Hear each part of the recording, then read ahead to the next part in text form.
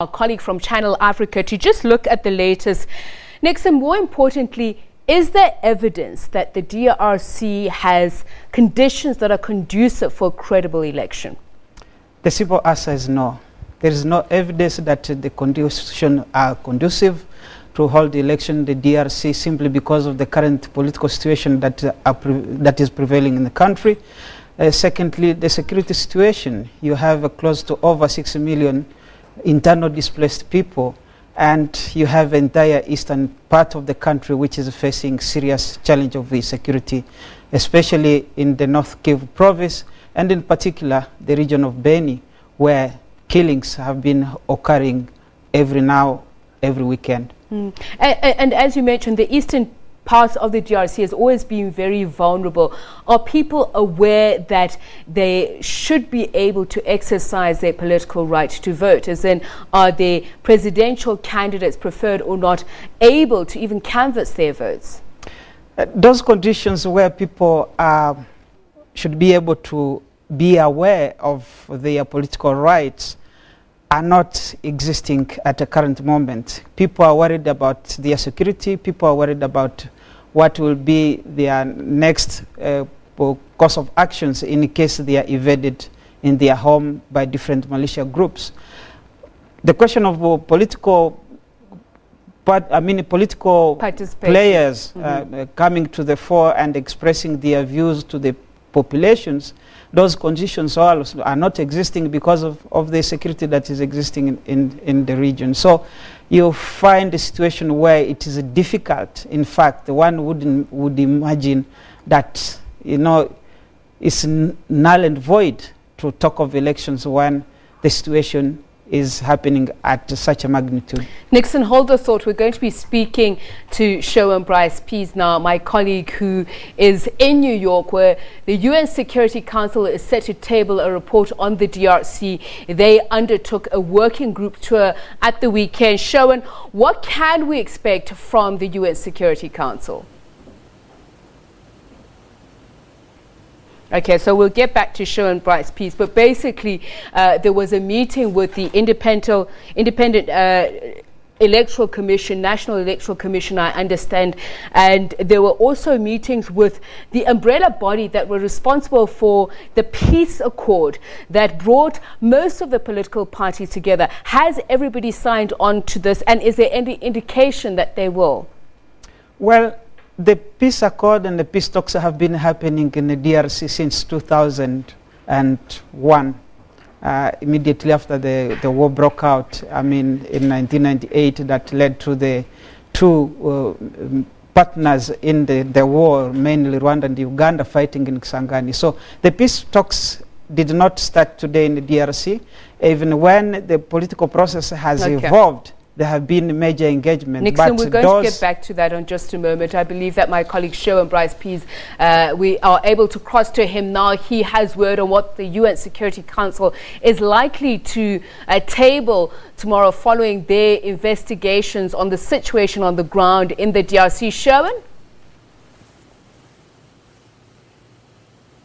Sibanyoni, absolutely. The UN Security Council expected to convene on Thursday following their visit to the Democratic Republic of Congo, that visit concluding on Sunday. And I think the international community's major concern will be the credibility of the upcoming poll on December 23rd. There's a great deal of angst about this electoral process and how it's going to unfold. In fact, the U.S. Ambassador Nikki Haley, the outgoing U.S. Ambassador now, speaking in the Council in a briefing in the late August, raised some very pertinent questions, Sibanyoni, and I think pertinent to your discussion this evening.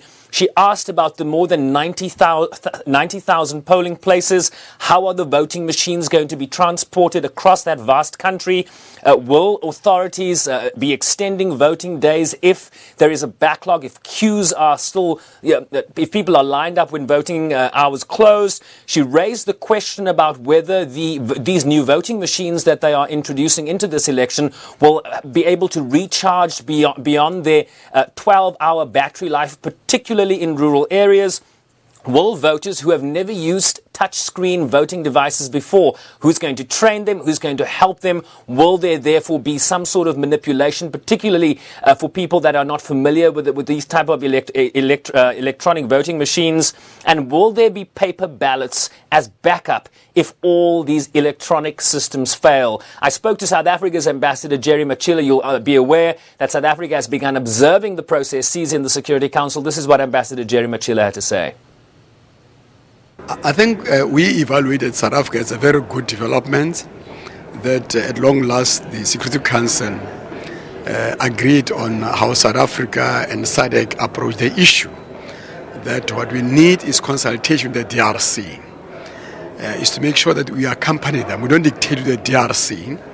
They've led a program for elections. They have established mechanisms and systems to conduct the elections. And we as the Security Council, our role is to accompany them. I think it was very, very positive. They met President Kabila, they met the Seni, they met all political parties. And the true spirit of the UN in terms of peacemaking, I think now everybody is almost on the same wavelength.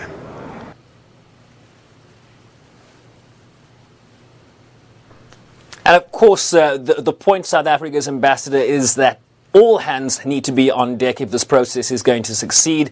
But the big concern here is if things unravel, will this be an indication of the failure of not only the DRC authorities, but SADC and the international community at large? Tshepiso?